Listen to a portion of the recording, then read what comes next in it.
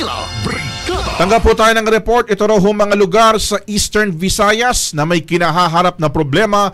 Bibisitahin daw yan ni Pangulong Bongbong Marcos ngayong araw, partner. Meron siyang visit daw dyan sa may San Juanico Bridge. Brigada Maricar Sargan, ano ba mga ina-expect natin dyan? Pupulungin niya ba yung mga local dreamos dyan sa may bahagi ng Eastern Visayas?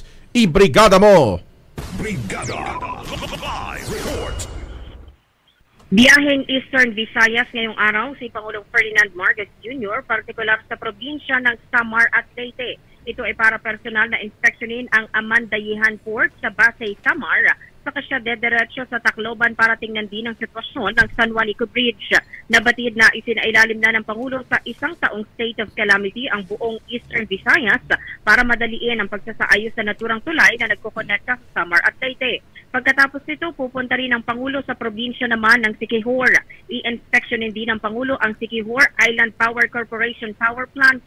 Ito ay dahil naman sa nararanasang palagiang brownout ng naturang probinsya. Bago ito, inatasan na ng Pangulo ang Department of Energy na imbestigahan ang SIPCO kung meron silang pananagutan. Brigada Gab and Brigada Am. Sige. Maraming salamat, Maricar. Maraming salamat. In the heart of changing lives, ako si Brigada Maricar Sargan ng 105.1 Brigada News FM Manila, the Music and News Authority. Nakasentro sa mga